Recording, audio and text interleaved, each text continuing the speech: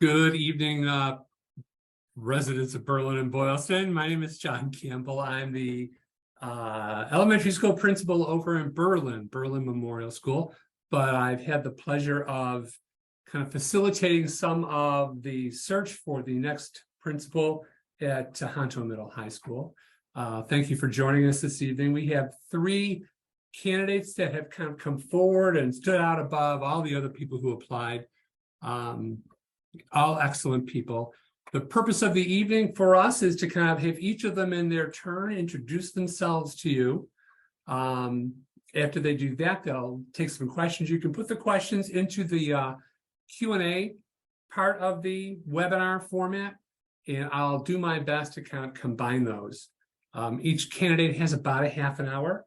At the end of the half hour, I'll put a slide up with a link for a survey so you can provide any kind of feedback that you're interested in. And that'll help Superintendent Costello, who's really leading this process, to kind of garner some community input into our next principal. So with all of that being said, and I'm going to tell everybody right now, I'm new to the webinar format, so if I mess things up, just let me know. You can put that in the Q&A too. We're going to start with Sean Connery. Sean is an assistant principal right now somewhere, and he'll tell us more about it because I'm drawing a blank. Sean, the floor is yours. So it's actually Scott. Scott. Oh, right. Sean Connery would be the guy. Yeah, he's the 7 guy. Yeah, James Russell. So Scott Connery. Thank you, John. So I'm Scott Connery. I'm the assistant principal at Gardner High School at this moment. I've been there for about 6 years. A little bit about myself. I started teaching in 1999 at Fitchburg High School. Moved to Clinton High School in 2003. I was there for 12 years, taught high school English, and then became an assistant principal at Oxford High School for a couple of years before moving to Gardner, where I've been for the last 6. Personally, I live in Clinton. I'm about 3 miles away from the high school, so I'm right down the street. I'm proud husband and father. I have 3, fantastic children, 2 boys and a girl. I'm very active in the community for my children. In fact, 2 of my boys play lacrosse for Berlin Boylston Guardians, so I'm at most of those games. I probably know a few of the parents through that process as well. But I also coach ice hockey for my boys. My wife coaches basketball for my daughter here in Clinton. I'm currently finishing up in the last few stages of my doctoral program from UMass Lowell School of Education. I will have my doctorate theoretically this December. I'm going to be defending it over the summer, hope to graduate in December. I'm also enrolled in Boston College's Lynch Leadership Academy, which is a focus on supporting educators who are interested in supporting teachers and students in growing. So I appreciate everybody coming out to be here today, and look forward to being able to answer a few questions. I don't know if John has any for me to get started. Well, let me take a look here. Can you hear me? I can. All right. I do have one to start off. Mr. Connery, can you speak to the dual enrollment program that you've been a part of and how it would or would not impact AP programs at the high school? That's a fantastic question. So Gardner is Gardner is the quickest growing school according to the Department of Education for Massachusetts. They've gone from the 15th percentile in accountability data to the 41st percentile. And a big part of that is our usage of dual enrollment and internal college courses. So we are lucky enough to have Mount Wachusett College right there in Gardner. We're a larger school, so we have a few hundred kids in each class, a couple hundred kids in each class anyways. And we've utilized that as an opportunity to send 30 to 40 kids every year to get fully accepted into college as juniors and seniors. So when they graduate from Gardner High School, they're actually graduating with an associate's degree, which parents think is fantastic because their child has to spend 2 less years in college to get their full 4-year diploma, and it saves a great deal of money for families. The flip side of that is we've also had our individual teachers trained to teach college courses within our building. So our students don't have to go into the dual enrollment program to be receiving college credit. We bring the college credit into the building. So it doesn't necessarily have to affect the AP program. It's one of those programs that, if done right, it gives you 3 separate options, and the students and families get to pick the option that best suits them. So we've utilized the option of going out of the building much more than any other school. In fact, if you look at the 10 fastest growing districts, high school districts, and accountability data, all 10 of them have been focused on creating that connection with the local college. So that's something that we're really proud of. Obviously, Tahanto, right down the street, 7 miles away. You guys have your own college. You have Quinsigamond Community College. And from what I understand, there's a handful of kids that utilize that dual enrollment program now. The opportunities there, if the school and the parents and the students and the staff choose to explore that, that's something I do have some experience with, and be happy to be part of, seeing if there's an opportunity for growth there, making that connection. Great, thank you. You're welcome. We have another question here.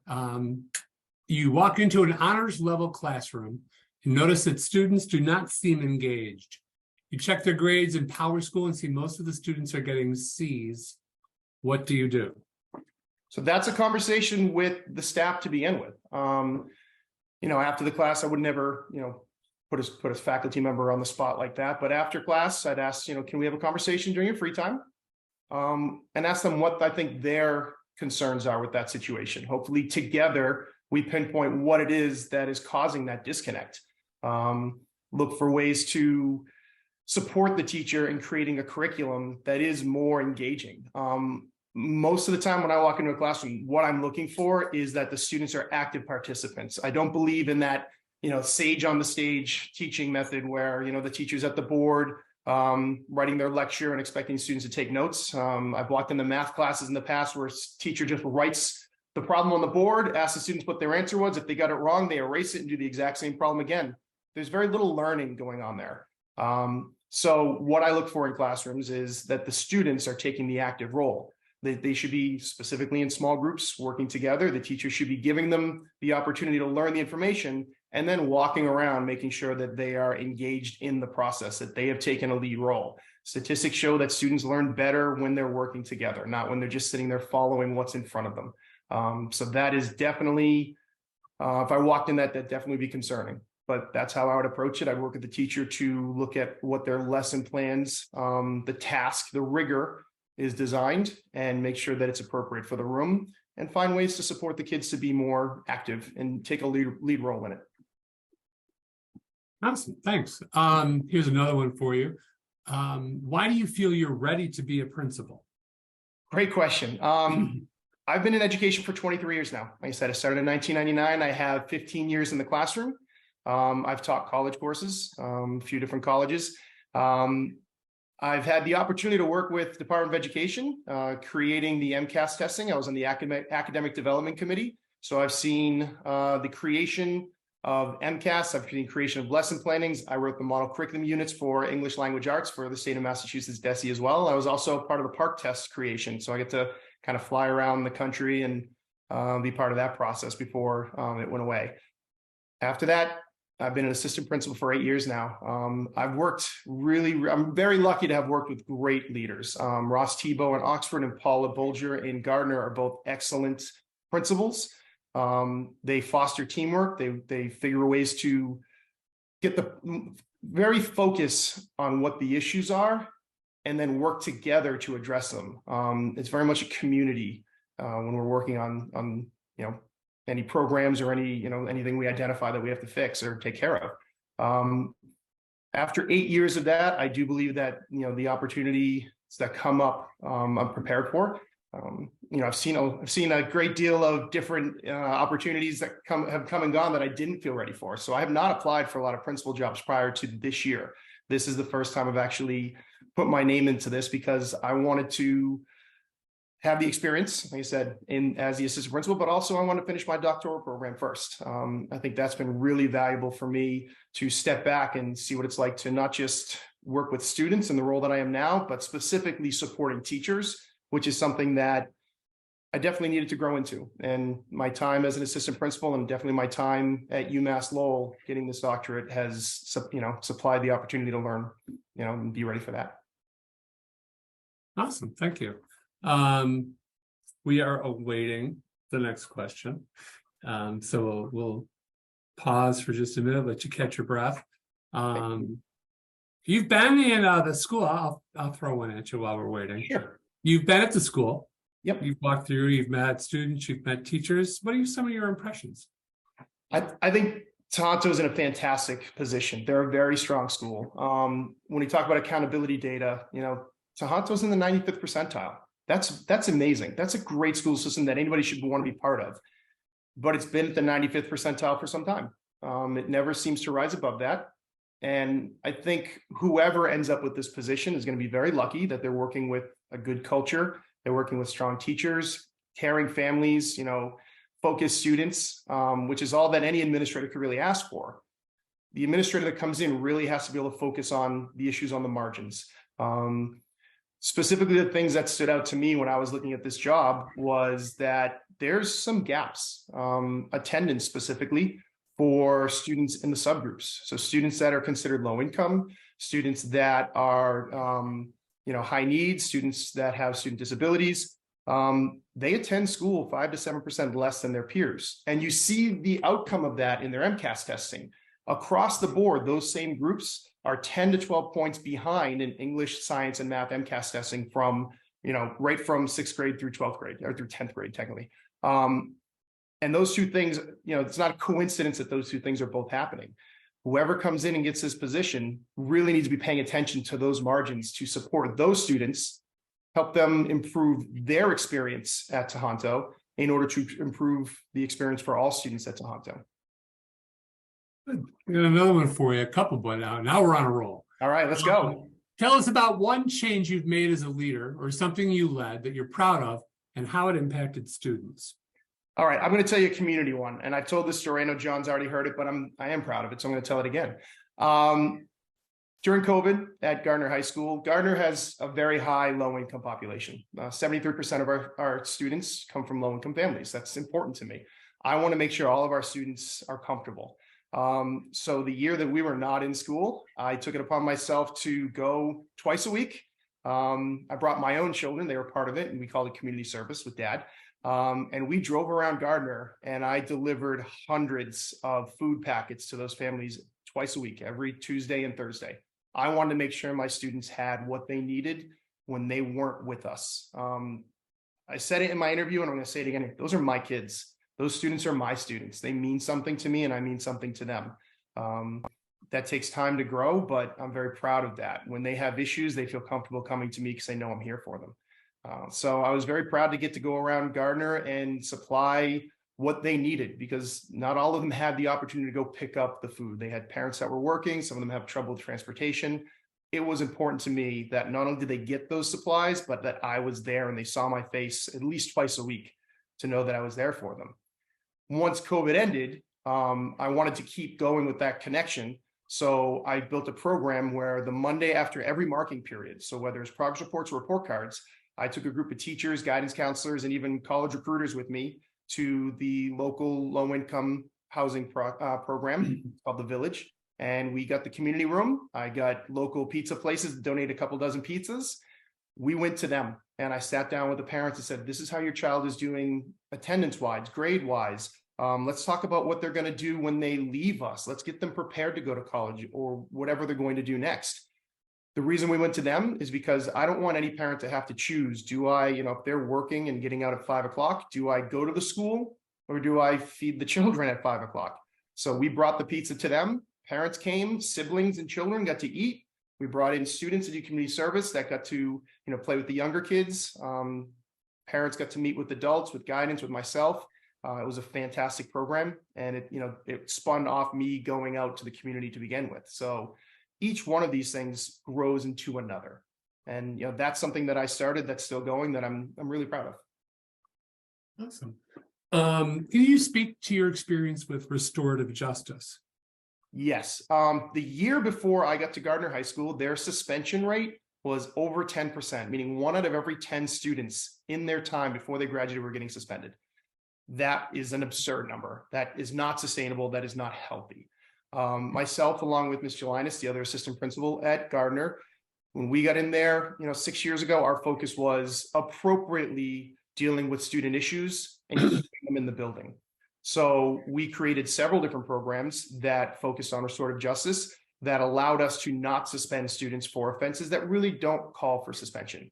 We were one of the first schools in the state to create an anti-vaping program so that we get to do an in-house vaping program rather than suspend kids the second they were caught with a vape. Further offenses called for other responses from the school, but the first offense we were able to do that and keep them in our building. We also created a peer mediation program that is overseen by our librarian. So when we need that, when we have an issue between two students, as administrators, we set up the program, we guide the librarian. She plays many roles in our building. She's not just a librarian, she does many different things with us, and this is one of them. But we step back and we are there when necessary, but we allow a third party to step in and kind of mediate between the two to try to end social drama before it becomes larger issues. And those are just a couple examples, but because of that, our suspension rate has dropped significantly. We're actually below state average. And I know that's not really what people think of when they think of Gardner High School. I'm sure each of you has an image of Gardner. It's probably based on where we were 10, 15 years ago. It's not where we are today. Gardner's a fantastic school system today, and it's growing. I definitely would recommend anybody that's interested in seeing what Gardner is doing today, go on our Facebook page. Gardner has a fantastic Facebook page that didn't exist 5 years ago. And we post on it almost daily, sometimes multiple times a day. We're very proud of our students and their success. So we celebrate that and we bring parents in to celebrate that. You'll see families on our Facebook page that come into our building to receive awards weekly. That's one of the things that I noticed about Tahanto, that a change I would make is Tahanto's digital imprint is almost non-existent. I don't believe the Facebook page has had a post since 2018. The Instagram and Twitter is almost non-existent. Parents tag the school, but I don't think the school's leading that. That's an easy connection to make with the community that should be made. So that's definitely something I would look into were I lucky enough to get the position. Well, it's kind of ironic that you went that way, because the next question is, as a neighbor and a strong candidate, you clearly have some knowledge of Tahanto. What changes do you think might need to be made at Tahanto, or what would you look to initiate at Tahanto? So the first thing I would say is the very first thing I would do this, if I were, again, lucky enough to get the position, the moment I sign the contract, I'd ask for the schedule for what's happening with the students. I want to see their sports schedule. I want to see National Honor Society schedule. Are there scheduled community service events? Are there dances? What can I start going to in March? If we're waiting until the fall to start making connections with students, you're already behind. You're going to be proactive and get on it today. It was funny. I had a student in the interview committee that recognized me because I was at the Gardner Tahanto basketball game, and she was asking about supporting students. And I said, "You look familiar." She's like, "I saw you at the game. You were sitting near my parents." That's a great feeling. That's what I want. I want my, I go to these events for Gardner. I'd want to do the same for Tahanto. I think it's important to make connections with parents right away. I would say one of the things I'd want to do is look for opportunities to do this in person. This is great. We're connecting with a lot of people, but it's rather impersonal. John's reading me all the questions. I'd rather talk to the parents directly. So I would say prior to the end of school, again, in March, in April, in May, over the summer, I'd be looking to run coffee with the principal programs. Meet up at, coffee places in Boylston, and connect with parents there. Come to you, just like I do now at Gardner. I go to the families, I get out of that office. I don't stay in my office as an assistant principal more than half an hour at a time. We have a half-hour rule. If you're sitting down, unless you're in a meeting, which does happen, if you're in one spot in your office alone for a half hour, you've done something wrong. Get up, go see the kids, go see the teachers, make some phone calls, get in touch with parents, be proactive. I consider that to be something important and something I would take with me. So reaching out to the community would be something I'd want to initiate. And again, not in the fall, not in August, in March. Good. I got another one for you here. How would you ensure that IEPs are followed? So IEPs are binding documents as far as I'm concerned. I realize they're not 504, so they don't have the legal push behind them. But they're there to support the students. The students need that so that they can grow into the best student and the best adult that they're going to be. I'm in the classrooms. I'm in the classrooms constantly. I'm pretty familiar with the IEPs for the students that I look over. We have 802 students at Gardner High School, 425 of which fall under my caseload. I'm confident that I've spoken to every one of those 425 kids as well as their families over this course of the time I've been with them, including the 8th graders I have now. And I'm confident that when I walk into, say, a math class, within a few moments, I can tell you which of my students I know. I mean, I'm on Power School regularly with, looking at what they need. I know what their IEPs say pretty confidently. I go to the IEP meetings for almost all of my kids whenever the schedule allows it. So I know what it is we're looking for support for them. And that's what I'm looking for in the classroom. Again, I'm a big fan of the true co-teaching model, meaning you don't know which of the two adults in the room is the lead teacher and which is the co-teacher. They take turns. That requires planning time together. That's something I would make sure happens. That's something I make sure happens now. Co-planning is important.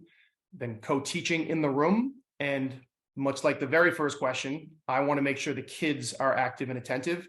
Small group. So I want to see purposely designed small groups so that when I'm walking around, kids have the chance to be the lead in their group of 4 to 5 students, and the teacher has a chance to see them and encourage them, incentivize that. When a student is leading a small group and explaining something difficult to their peers, having the teacher say, that's a great job. We do a lot of PBIS even through the high school. Offer them whatever the incentive and reward is for, that particular group. Okay. We are in a pause here with questions. So maybe think for a second about, and we talked about this a little bit during your interview, the difference between middle school and high school and how you bridge that gap. Sure. I've always worked at high schools as an administrator that started 8th grade. So I do have a little bit of connection with the middle school process. I realize, Tahanto goes a little bit, earlier than that, but that's something that I look forward to, working with the teachers in that grouping as well. The lesson planning should be very similar, right? What I would look for is more changes in the student task. Middle school kids typically have more energy and a shorter attention span. So asking a 12th grader to work on something for 40 straight minutes, as long as it's something worthwhile, that's something I can accept, not every single day, but regularly, sure. I can't see that for a 7th grader. So those have to be chunked. They have to be broken into smallers. So for example, if we're working in English language arts and they're reading a novel, I don't want them looking at the novel and talking about the novel for the full, class period. I'd want 20 minutes on the novel. And then I want to bring in other pieces of literature that align with it, much like the MCAS tests in AP tests expect you to. So we bring in a poem that aligns with the same theme. We bring in a short story that connects to the same type of character. We bring in a short story by the same author. If you're reading George Orwell in one class, you should be bringing in some of George Orwell's shorter stories. Obviously, that's for older kids, but the same goes for middle school approach. So I want to see the teachers breaking it into smaller time chunks that allow kids to change focus. Statistics show that middle school kids cannot focus for more than 17 minutes on one task at a time. So anything 20 minutes or more, you're really pushing it. Good. We do have another question here. Most districts are in a substitute teacher shortage. What have you done to improve this, if it's an issue at your school? It is actually not an issue at Gardner High School. I love whoever asked this question because that is how I start my day every day. I am the logistics coordinator and the data coordinator for Gardner High School. Logistics includes things like setting up MCAS testing, but it also includes the subs every day. So I'm the first person in the building at 6 a.m., which means I leave Clinton about 5:30. I drink several coffees, both on the way and once I get there to make sure, I'm productive throughout the day. And I do all the sub scheduling. We don't have a sub shortage at Gardner. We have 71 teachers in our building. We have 4 teachers out today. I had 4 subs today. We work very close. I can say I personally work very closely with my subs to make sure that they're happy as well as the teachers are. I want to make sure that I'm putting them with their strengths. So if I know a teacher, a substitute is specifically interested in the humanities, that's where I look to put them in as a sub. I want them to be, happy to be in the building just as the students are and the teachers are. It makes for a better all-around experience, and it makes for more retention. So our subs typically come back year after year after year. The 4 subs that I had in the building today, every single one of them has been with me for at least 2 years. One of them has been there since my 2nd year. So we do a pretty good job at that because you pay attention to the people around you. The subs, the staff, the students, the families, they're all people. They need to feel supported. And that is the job of the administration to make sure that we're offering that. Awesome. Thanks. I got another one for you. Social emotional learning is growing in need. How would you support both teachers and counseling staff with this? That is a great question. Most people are asking, how do you support the students in that? But we need to also recognize that the staff that is supporting the students also need to be supported. Fantastic. Whoever brought that up, great point. I'm lucky enough to work with really good counselors as well. Karen McCrillis is the counselor I work most with. She and I have the 8th grade class together. And 2 years ago, she was the Massachusetts School Counselor of the Year. So I'm lucky to know, some really strong counselors. We just celebrated, I think 2 weeks ago, I think it was the week right before vacation. It was actually Counselor Week.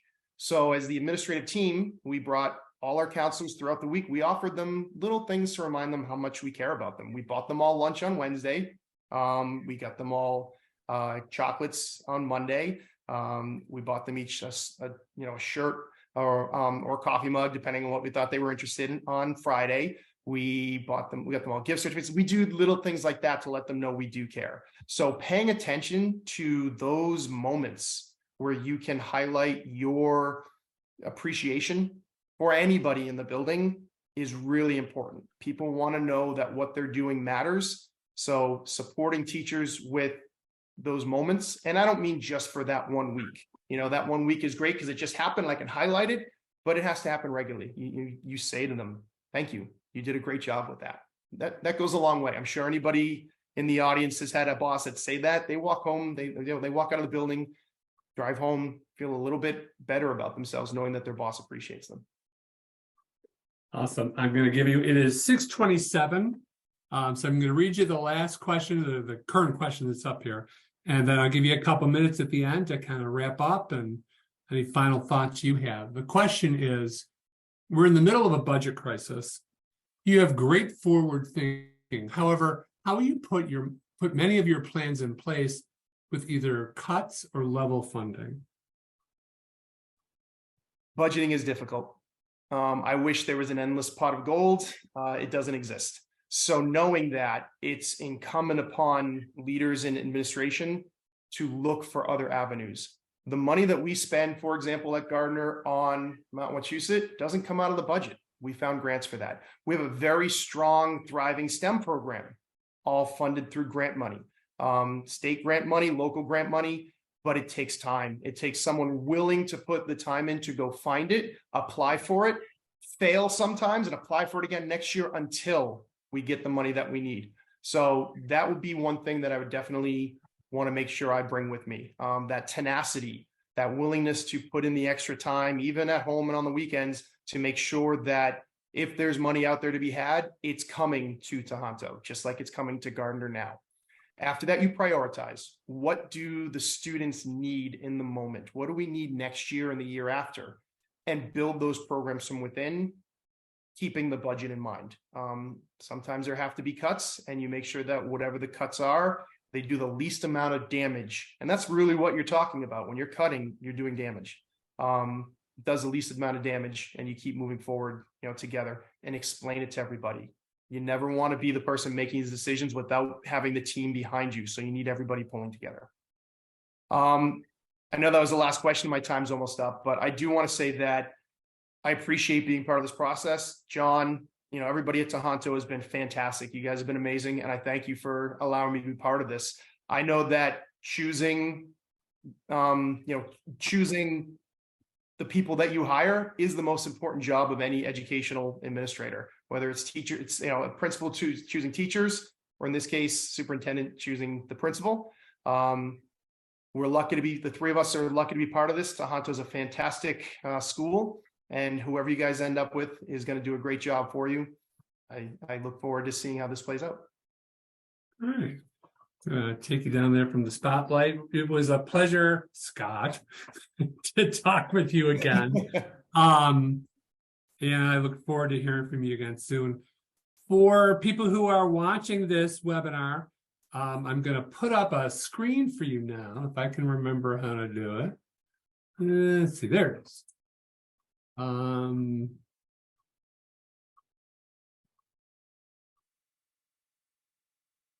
There you go. That is, we are trying to collect a little information from the people who watch this. So there's a link to SurveyMonkey survey. The QR code will also take you there if you decide to do it on your phone, so you don't have to multitask, because I know I couldn't. But we're going to take about 15 minutes. You'll have some time to fill that out and maybe get yourself a cup of coffee. And the next candidate will start at 6:45. Thanks for your time so far, and have a good evening, Scott. Good evening, everybody. If you're just joining us, my name is John Campbell. I'm the principal over at Berlin Memorial School, and I'm hosting this webinar where we get a chance to meet the 3 finalists for the next principal of Tahanto Middle High School. Just a couple of quick notes before we begin. This is, I should probably tell people this is being recorded. So you're aware of that. We're hoping to make it available later for people who couldn't see this when we did it live. Our goal is to have each of the candidates talk a little bit about themselves.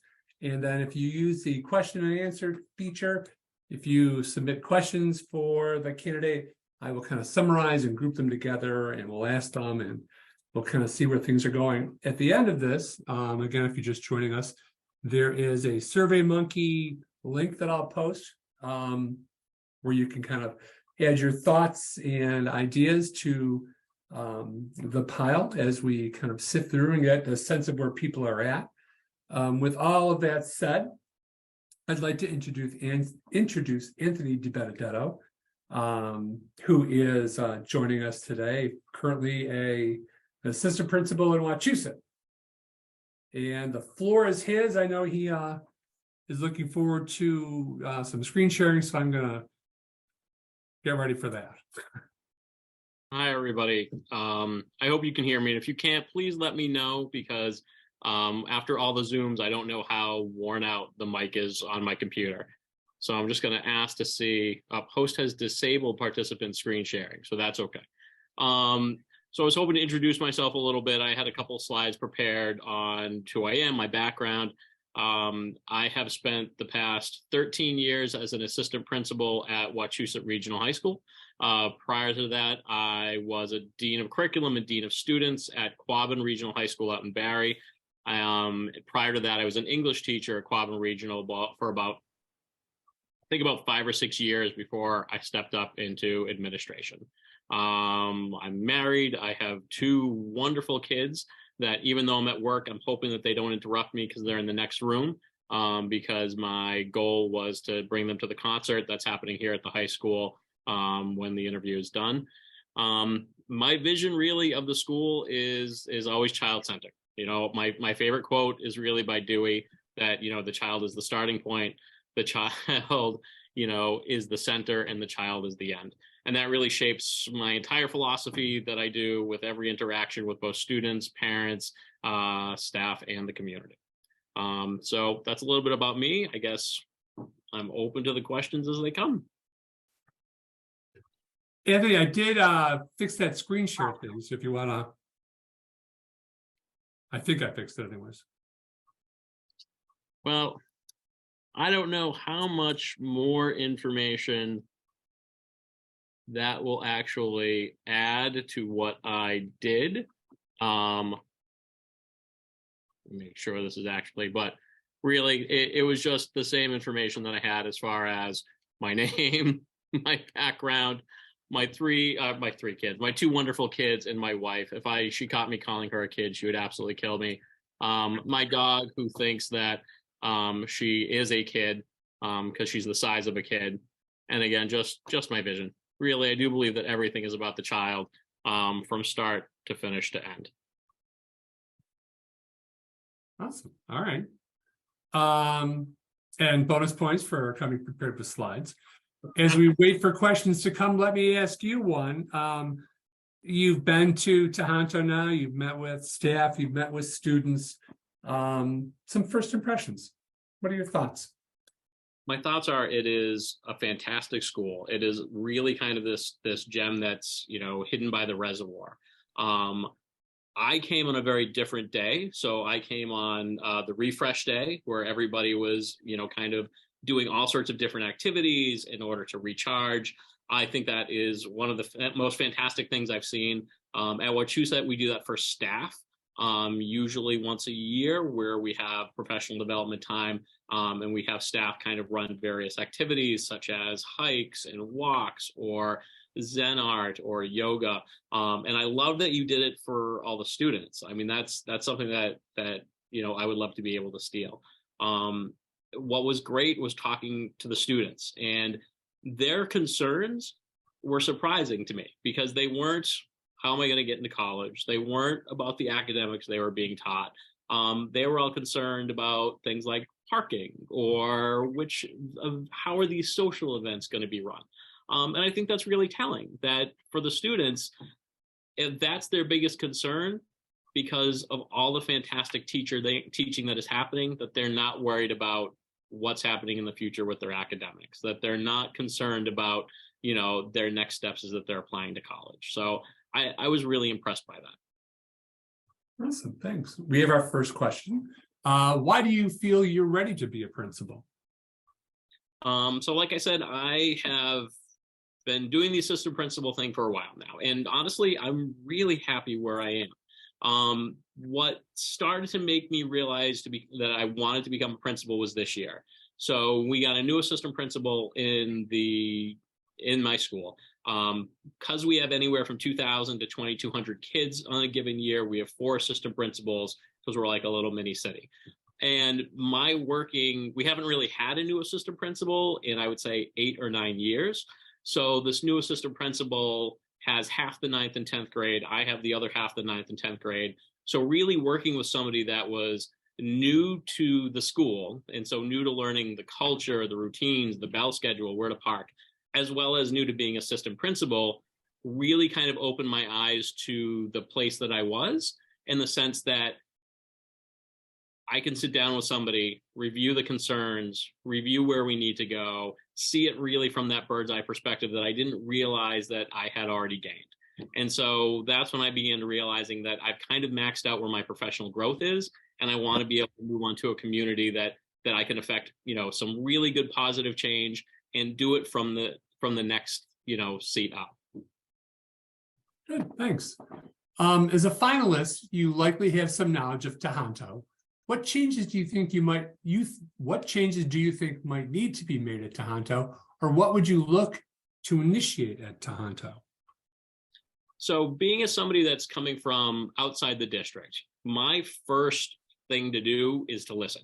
I need to listen to everybody, staff, community, students. I need to see, how is the teaching being done? How is the evaluation? How are the athletics run? I need to be able to kind of absorb all that information and then kind of be able to process it and decide what are the next steps.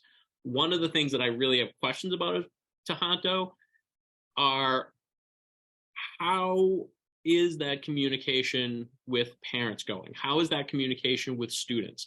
Has it been good communication? Does Tahanto have a really good plan to track postgraduates, to gather data from the students that have matriculated on? Are they having success in college? Are they struggling? At Wachusett, when we really started bringing students back on that Thanksgiving weekend, and not just providing them a lunch and giving the alumni a chance to talk, but it also provided us with a wealth of data of what did they take from our school that was really successful post-Wachusett? What were their needs that they thought they had learned, but they really didn't? And that allows us to really begin to do some deep dives into our curriculum, how we teach.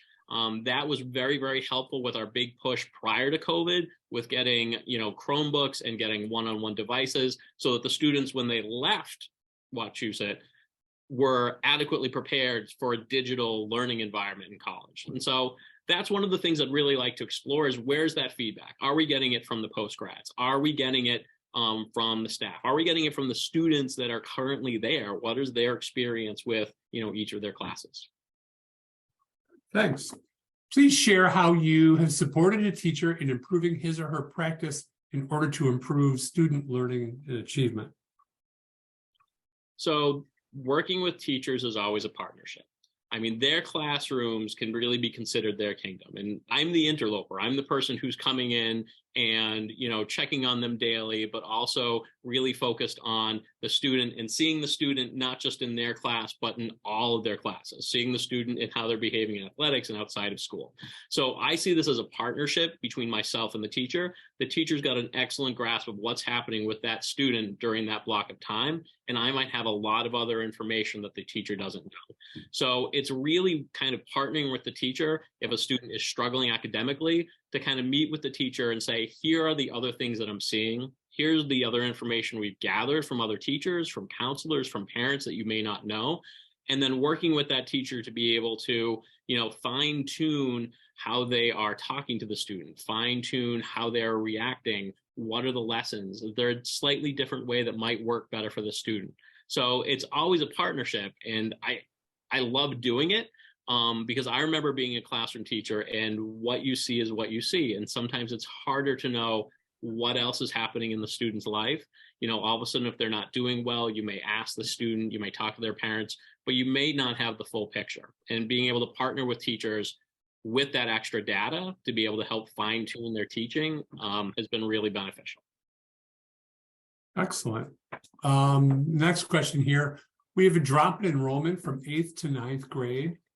How would you grow and or retain the student population at Tahanto? So I think that is probably not unique to Tahanto. That is a pretty universal thing that happened during COVID, where a lot of the students, and I was looking at the Tahanto's data and I could see the drop that happened, especially with COVID. And what all the high schools are experiencing, and the middle high schools as well, is that you're not necessarily grabbing those students back that left when school was shut down. So the first thing to do is to find out about that population that's leaving. Why are they leaving? Where are they going? What do they feel that they're gaining by not, by leaving Berlin-Boylston? Once you have that data, that then allows you to figure out a way to bring them back.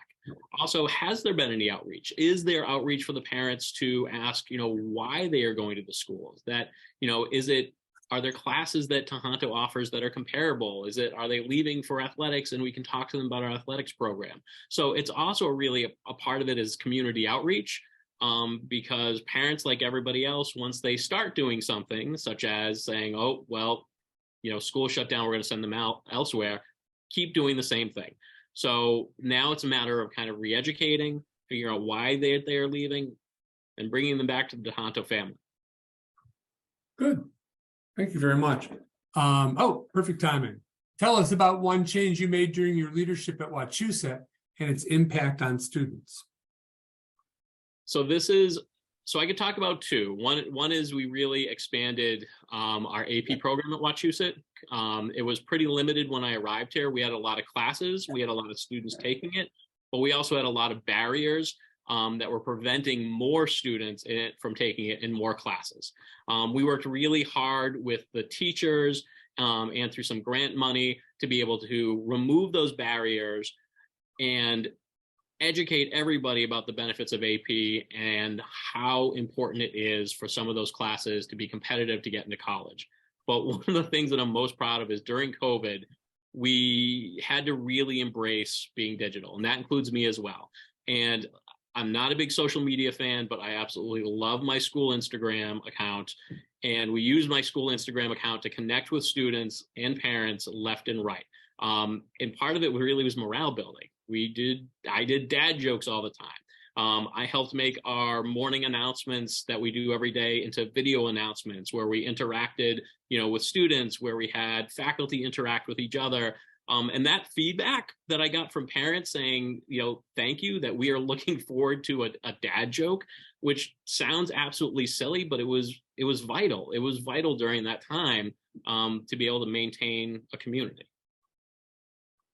Nice, thank you. Next question. How would you ensure that IEPs are followed? So that's a good question. One of the easiest ways to ensure that IEPs are followed is to make sure that they're written well in the first place. So part of that is to examine the IEP process that you have at Tahanto. How are they being written? Are the accommodations that are being written fit how things are being taught at Tahanto? If they don't fit, how do we make that marriage a little bit, happen a little bit better?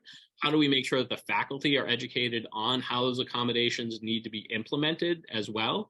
The last thing that we want is an IEP written which has 12 different accommodations, and they're vague, and the teacher doesn't know what's supposed to happen, and the student doesn't know what's supposed to happen, and is getting frustrated. So really, it's tightening up how IEPs are written, making sure that they are really specific to that individual student and actionable, and they're the items that the student really needs in order to be more successful. Okay, thank you. Another one here for you. Since COVID, we're seeing a huge drop in motivation. How would you help improve motivation both for staff and students? That is the $1 million question. So again, that's not something that is unique to Tahanto. All the schools are experiencing that as well. And it's really trying to get to the heart of why that lack of motivation is. So part of it is fatigue. Teachers are tired. Students are tired. And being able to communicate with community members about that fatigue, being able to talk about social emotional issues, being able to address what they're, why they're feeling fatigued.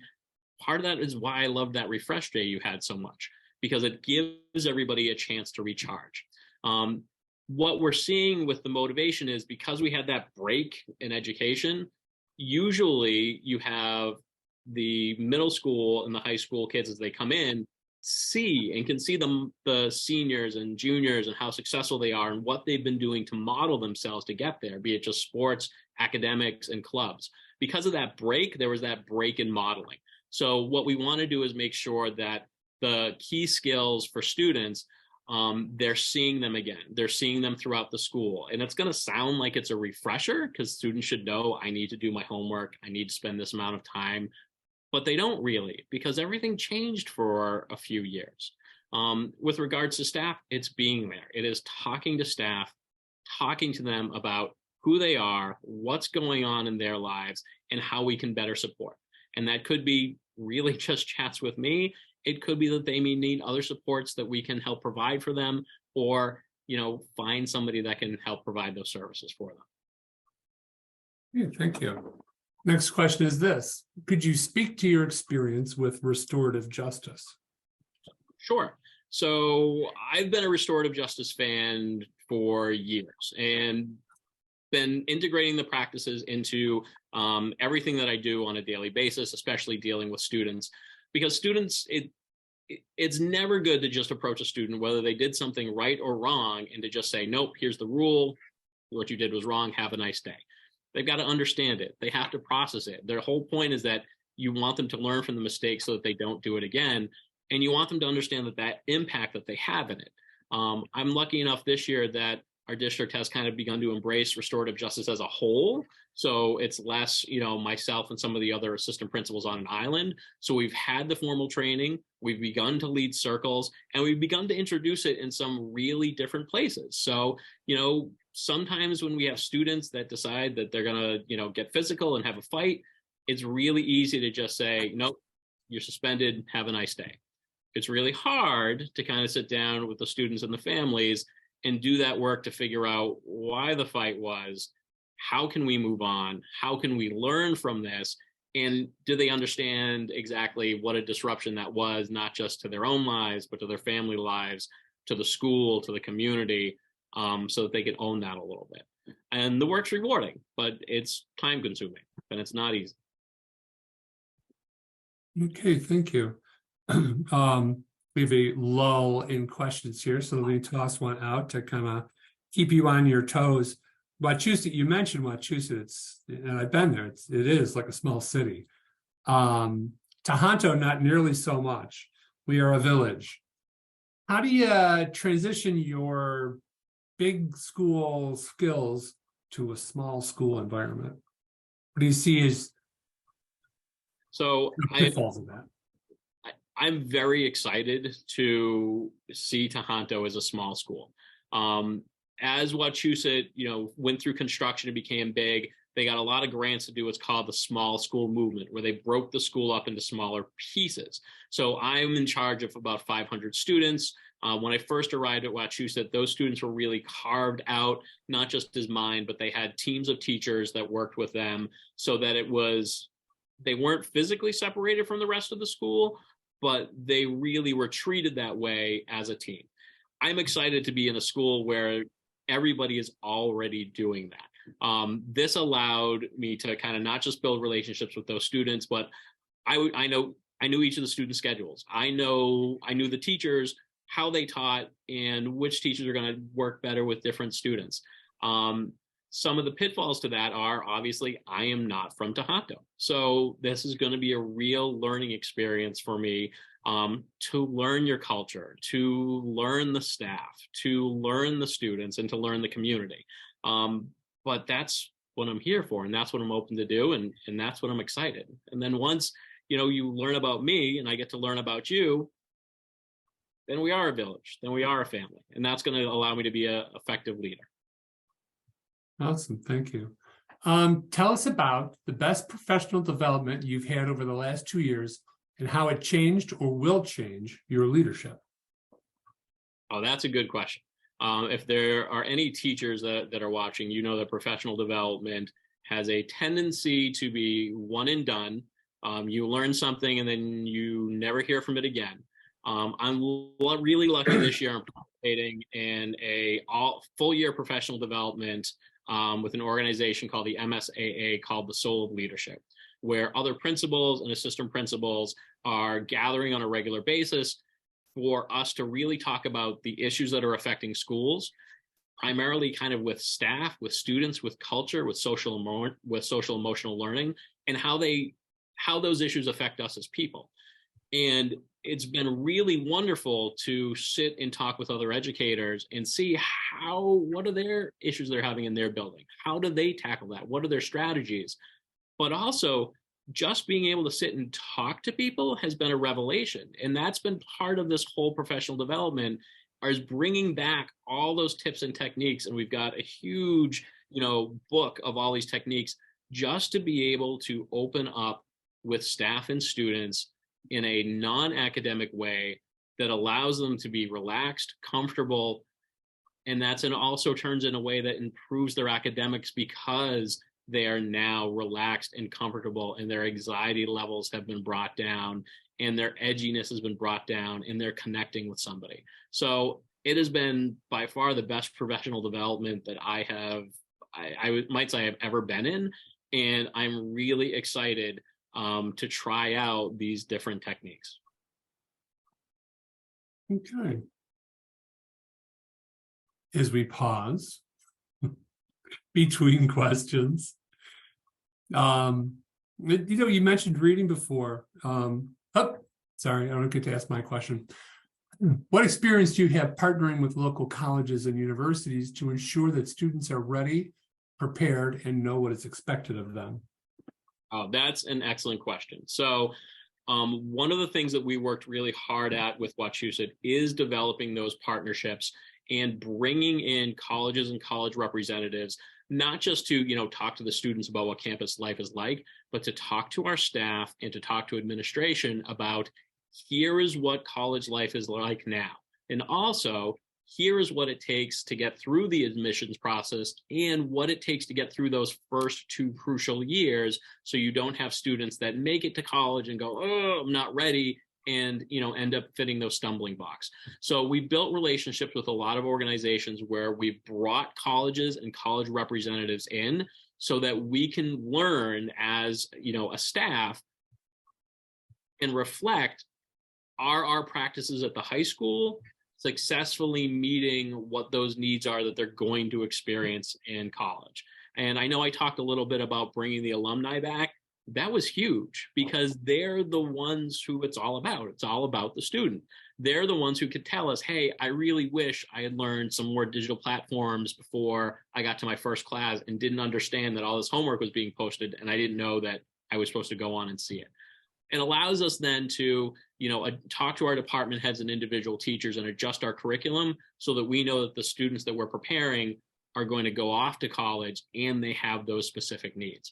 Like most schools, we have, dual enrollment programs. We partner with, some, through Quinsig and through other colleges. We can also offer, some online, classes here or there, but it's really those connections with what are their needs and are they experiencing success and how can we help that success? So that's been the biggest boon, really. Good. Okay, thank you. How do you prepare students for life after high school who choose not to go to college? That's a very good question. And that's also been one of my questions about Tahanto. When I looked at your data, you've got a lot of really good information about where the students are going as far as college. But I had some questions as to what about the students that aren't going to college. So, at my school, what we have is we've developed career pathways. So we have our electives, but we've developed, a certain elective series as well as certification, maybe in some areas, but it's really designed for those students to be able to narrow their focus. And it's not just for students that are not going into college. It's also for students that are going into college that kind of gives them that college experience of developing a major. That has helped tremendously. And it's been across the board, not just with college students, but with, students that are going into the workforce. We are in the process of really building up our engineering program, our computer program, in order to give students those, manufacturing skills that are also in high need. And that's one of the things that I can't wait to explore at Tahanto, is to see what do you have? What are their options? What are students who are not going to college? What are they choosing to do? And how can we start applying for all the same grants that Wachusett did and steal that money and start building up those programs so that everybody is successful? All right. One last question for you. Describe the attributes you feel make a great teacher. Every teacher is different, but at the bottom line, you have to like kids. I have seen many teachers who had the knowledge, had the pedagogy, but if you don't like kids, it's really hard to be a good teacher. So I think that is the cornerstone of any teacher. You have to like kids. The second thing I would say is being able to engage students. Students, you're competing right now, in an unprecedented way against cell phones, social media, 1,000 different things that you can distract yourself with now, that I am very glad I did not have when I was in high school. And so the teacher has to find a way to be able to engage with students and be able to have them muffle those distractions and then engage with the curriculum. The third thing that I would say then after that is you have to know your stuff. The teachers have to be, little mini experts in their skill area. If they're teaching, isolated classes, if not, they've got to be fantastic experts in the variety of ways that they can teach students. Awesome. Thanks so much. Listen, we really appreciate you being here with us for the last half hour. I wanted to give you the last couple of minutes if you wanted to wrap up. Any final thoughts for us? I honestly can't believe it's been a half an hour. This whole process of getting to know the students at Tahanto, of being able to see the school, of being able to talk to faculty, staff, and the community has been a wonderful process. I've absolutely loved it. I think it's allowed me to grow personally. I hope that the community gets to know myself a little bit better. I wanted to let you know that I am excited by this opportunity. I think that I would be a fantastic leader at Tahanto. I'm excited to bring all the skills and knowledge that I've accumulated to a new family and see how they fit and see what we can grow together. So I'm really excited, and you guys have been fantastic through this process. Oh, thanks so much. We appreciate the kind words there at the end. I'm gonna remove that spotlight.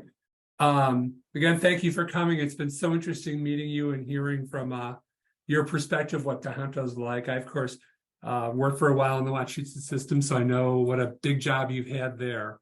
And we look forward to further conversations. For the people who are watching, I'm going to share in a second a screen that has a link to a Survey Monkey. And we welcome you to kind of input your thoughts.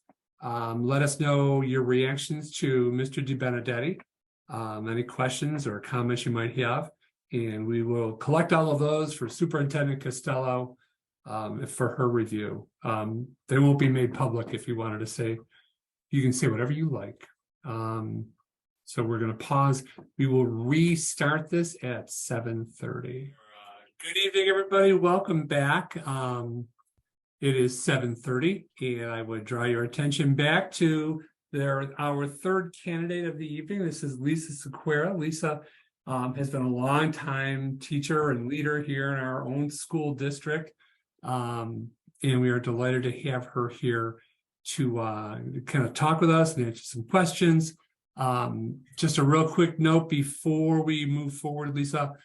Again, I will remind people who are just joining us, if you have questions for Lisa, you can put them into the Q&A section and I'll read them one at a time. And then the other thing is that apparently initially there was a little glitch with the survey we were doing. We fixed that. I'll leave that link up after we're done this evening for about a half an hour, just so I make sure people can get to it. With that, Ms. Sequera, so to introduce yourself and get that started. Thank you. My name is Lisa Sequera. I am the Science, Technology, and Engineering Department Chair at Tahanto Regional Middle High School. I am also the biology teacher. I teach every level of biology, and I teach AP biology. I just would like to start with a quick statement that, because I'm extremely passionate about our students and our schools, and I am sincerely grateful for having the opportunity to serve this community and our students for so many years. It is absolutely the students who have always been my priority and what motivates me to continue to learn and grow and be the best person that I can be for them. I also wanted to make sure that everybody who participates this evening knows that I too am a Tahanto parent.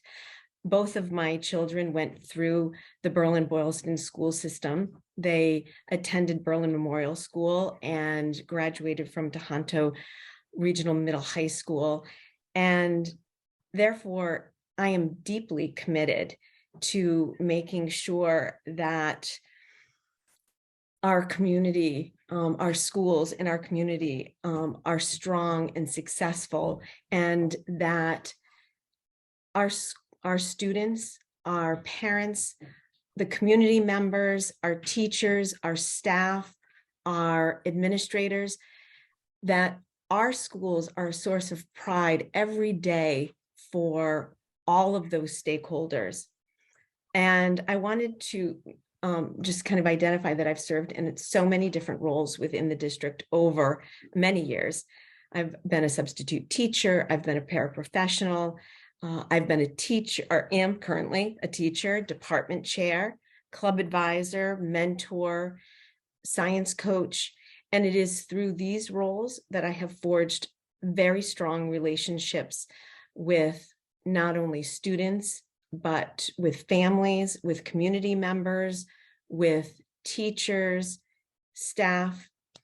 And I want to assure everyone of my commitment to serve every student in the district, ensuring their safety, their well-being, their continued academic success, and opportunities for them to grow beyond the classroom. As a teacher, I've worked tirelessly to afford opportunities to all my students. So I could actually just continue to go on. So I'm going to stop here. I do, because I really am. I'm really very passionate. So I'm going to stop. That's kind of my introduction. And I'd be happy to answer any questions. All right, thanks, Lisa. The first one is, what experience do you have that makes you feel you're ready to go from teacher to principal? Oh, that's an excellent question.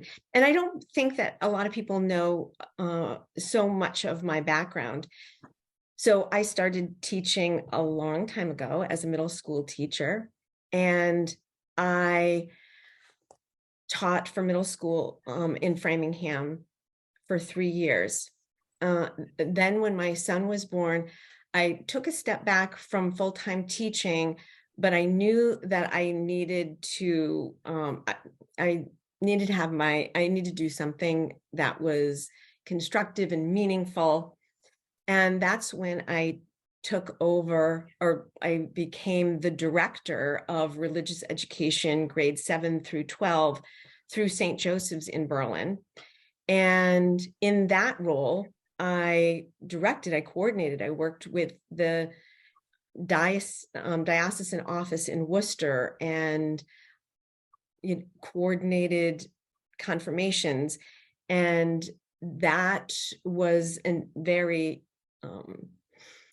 rigorous leadership role. And I did that for a little over 20 years. Then I took a variety of positions throughout the school system. And then I took a position at a private school. And in that private school, I was on the board of directors for 10 years at that private school. Meanwhile, I just remember I was also on the board of simultaneously on the board of directors for Springhouse, which was combined with another organization, but at the time it was a shelter for homeless pregnant women, and I was on the board of directors for that. And I also taught at the private school, and during that time I was lead teacher, and I became the interim headmaster for 2 years at that school. And when I stepped back from that role, that's when the previous principal at Tahanto called me and asked me to teach at Tahanto. So I think that there's a lot of leadership positions that I've held, and I think so. I have those skills. I have leadership skills. And in order to be a good principal, you have to be a passionate educator, because that's what it is all about. It is all about educating our students. Awesome, thank you. Here's the next one for you. How have you engaged the community to help our students? Well, thank you for, that's a great question. I have had numerous opportunities to engage the community at multiple different levels. So I've connected with Tower Hill during multiple transitions. They've had many different educators, and during each transition, I've reached out. They are a wealth of support for our school, and they are very willing and happy to engage with us to provide programming. I also, at a very local level, I participate in volunteer activities with another one of my colleagues at Tahanto at WHEAT, the community, food insecurity,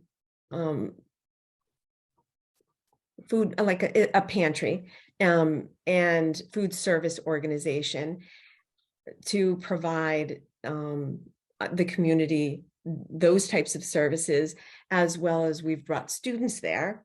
I also keep very actively involved in the Berlin and Boylston community through many friendships that I have within, like going to 19 Carter and involved in programming there.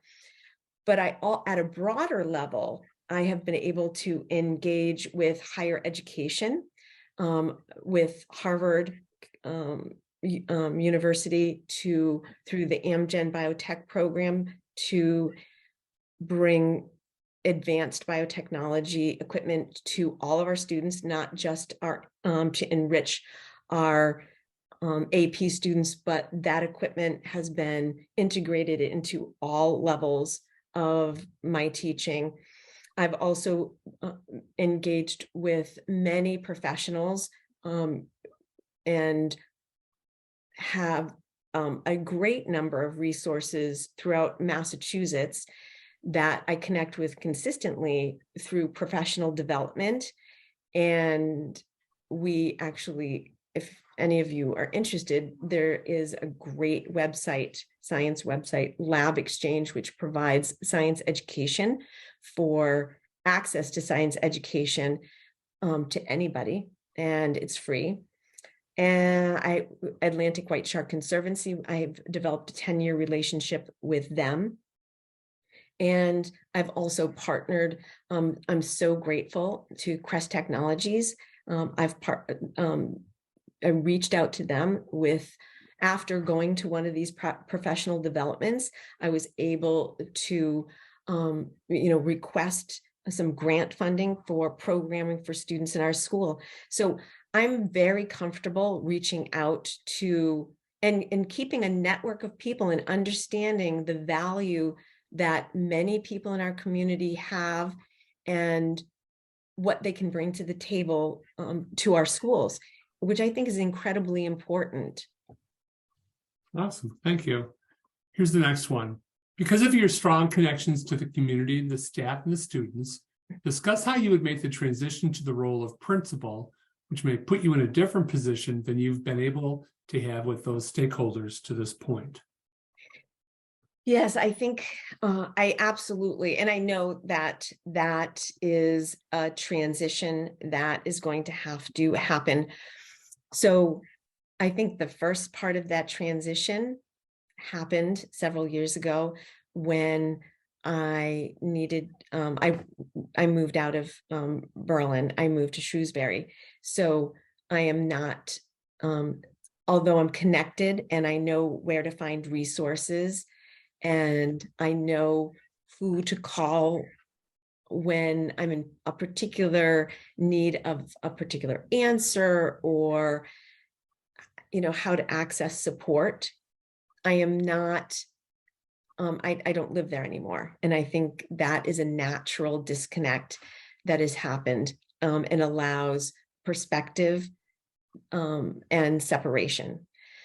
I think, I'd be foolish to think that it wouldn't be, there's not going to be challenges, but I have had, in the role that I currently have, I have been asked to have discussions as a mentor, as a science coach, with professionals within the community that I currently work with, and, to have discussions and to work through programming issues that, are not easily navigated. And I've been able to do that. I think having strong relationships allows oftentimes to have difficult conversations with compassion and understanding, but yet if I know that this is a parent forum, but the people who work with me can absolutely attest to the fact that I hold very high expectations of myself, and I hold them for others as well. And it is student learning and what is best for the students that guide my decision making. And I would stand firm with that. Great, thank you. Here's the next one. What do you feel Tahanto has excelled at, and what aspects of Tahanto life do you think we can improve on? So we have excelled, I believe, in offering a wide range of academics to our students. We are a small district, and we offer a tremendous variety of programs and courses.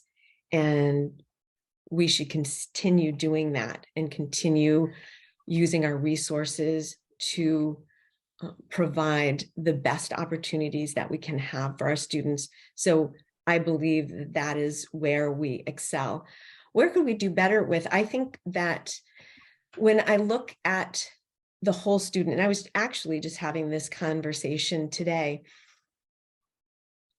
So I was a very strong student when I was in school, but I loved band and I loved drama. And I think that there are opportunities, extracurricular opportunities that we can provide more support for. And those opportunities provide different venues for students to really shine, because academics is not the strong suit for every person at Tahanto. And it is wonderful to see our students shine in a way that we may have never seen them in these different opportunities. So I really think that there are opportunities in extracurriculars that in club opportunities. And I know that there are people that are trying grassroots, endeavors to support this, but I'd like to see this all the way through Tahanto, and bring back some of those, after school activities that once made the Tahanto community a very tight-knit community. Awesome, thank you. Here's another one. A middle high school like Tahanto includes students whose ages span 7 years. As a leader, how would you adjust your vision and expectations to address and ensure all students' educational and emotional needs are met? So I think, academically, you can have an overarching vision of, solid, clear academic expectations, but you really have to work separately with the middle school and the high school. They are different. The students are different. The scheduling is different. How you work with the students are going to be different. And I think although we are one school, we really have to tailor the middle school and the high school. And I think that there is a sense of community in that. I think there are very valuable opportunities to bring those two groups of students together. For example, I run the ACE Club. The ACE Club is a peer tutoring after-school program that is flourishing. And the reason why is because the middle school students have opportunities to work with the high school students. High school students get to work with other high school students in different capacities. And we're bringing these students together to help one another and make connections that allow there to be a more rich experience for everyone. That being said, that's an opportunity. On a day-to-day curriculum level, when we're talking about programming, when we're talking about simply about handing materials out, it can't be done the same way. There's a different way that things are handled in middle school, and that has to be respected. And there's a different way that things are handled in high school, and that has to be respected. And it's not as though we can't live together. We have to respect those differences. And the leader in that situation has to ensure that the middle school is being heard and the high school is being heard. But yet when it's time to come together, we come together. And when it's necessary to do our individual things, that there is room and space to do that. Great, thank you. Here's the next one. How would you ensure that IEPs are being followed? So I think that that is a critical role, and I would make sure that I was working with the special education department, the director of special education in the school, as well as the special education teachers. And I know that in my current classes that the role of the paraprofessional is critical in making sure that services are met. And I have a vision in that I've always wanted opportunities to have time within professional development that paraprofessionals can work with teachers, that they are providing support in their classrooms to review IEPs and to make sure that that support is being provided in a way that is best suited for the student. So there are multiple levels that can assure that the IEPs are being met, but there is the structure of the IEP, and having been involved in many IEP meetings, identifying who's involved with the IEP and making sure that the services are covered, that the scheduling identifies that those needs are being met, and that the people that are actually involved in meeting those and helping to support those needs are doing what they need to do, like everybody as a community. That's essential, and that takes time. All right, thank you. Lots of questions for you on this list. Oh. Please share an example of how you led teachers at Tahanto.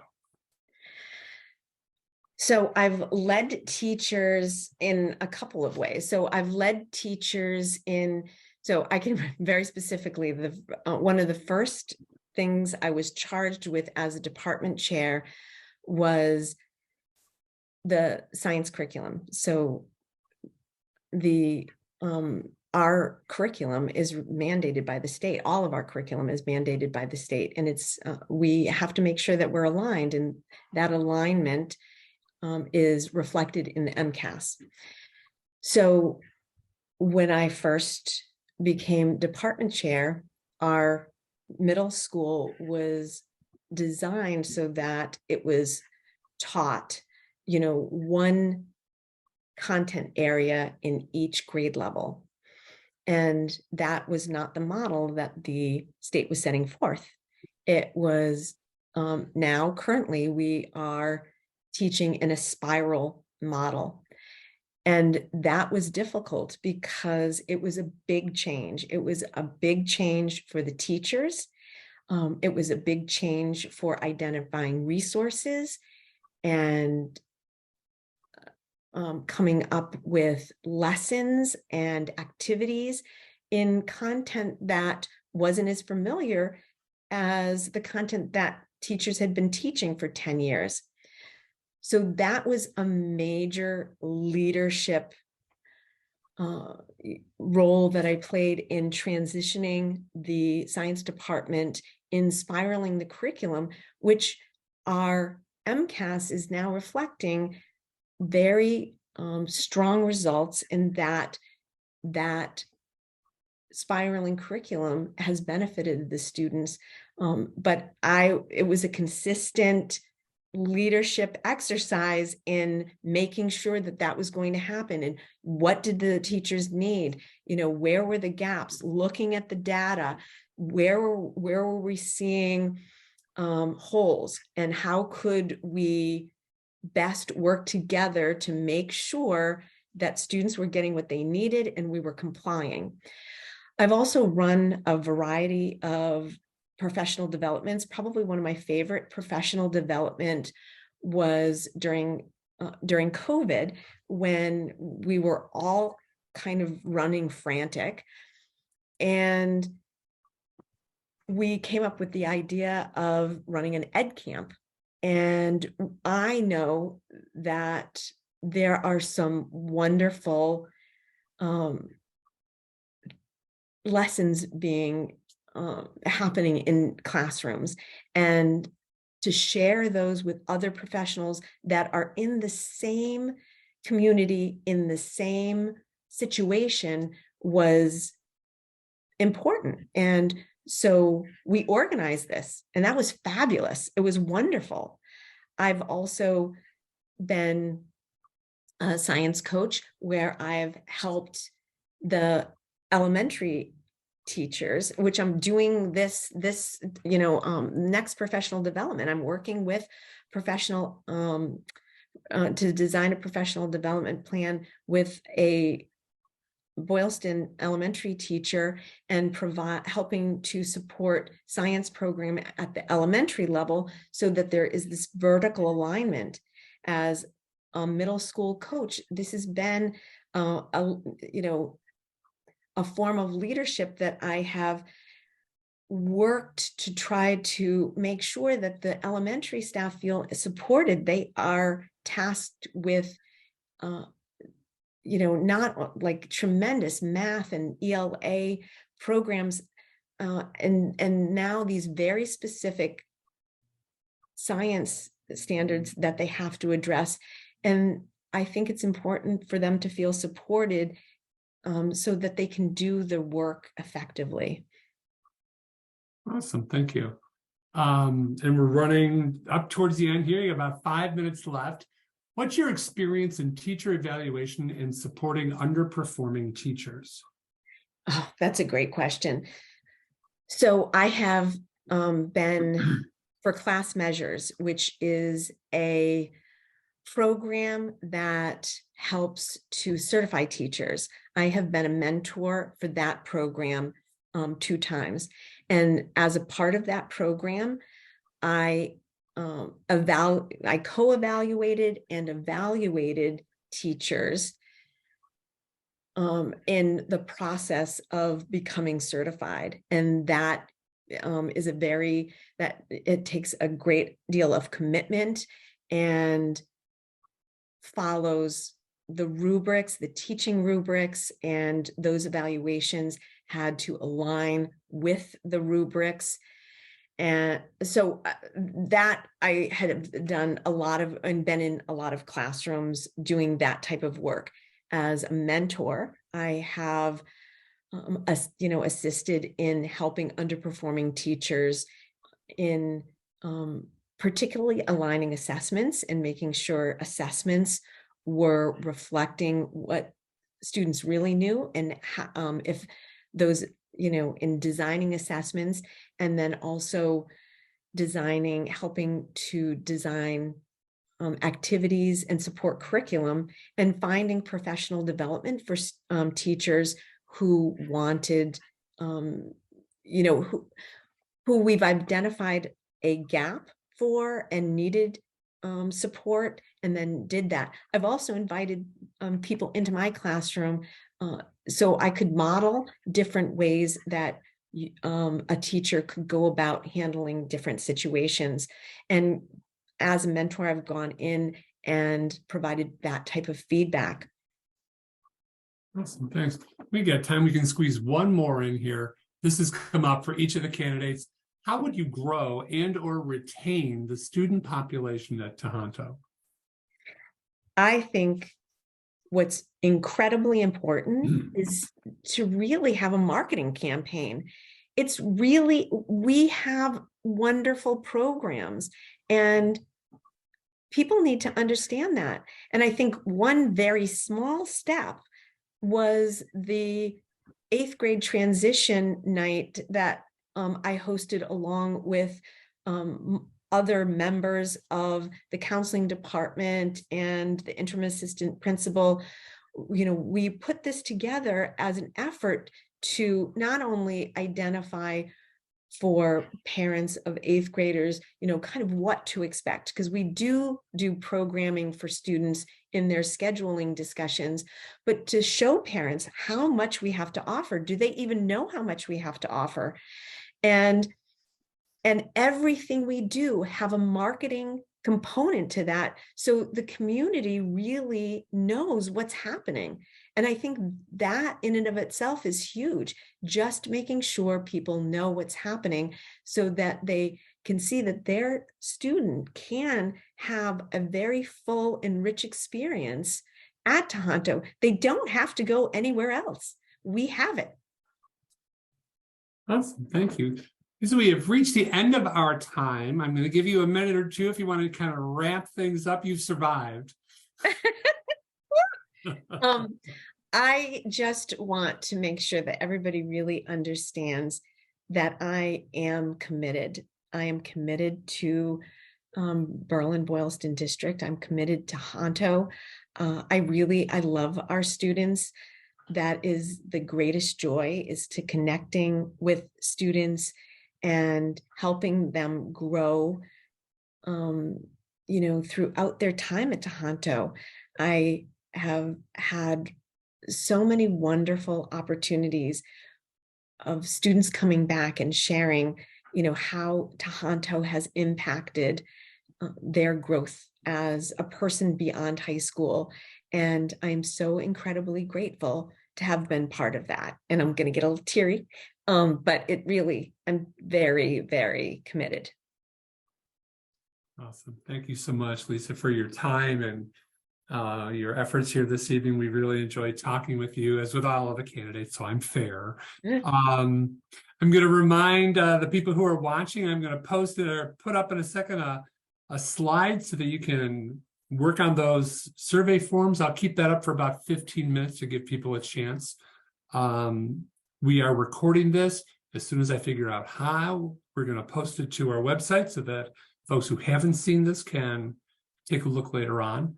I thank everybody for participating. Lisa, thank you for your time. It's been a great evening. And with that, I'm going to share my screen and we'll be done for the evening. Thank you. Thank you very much.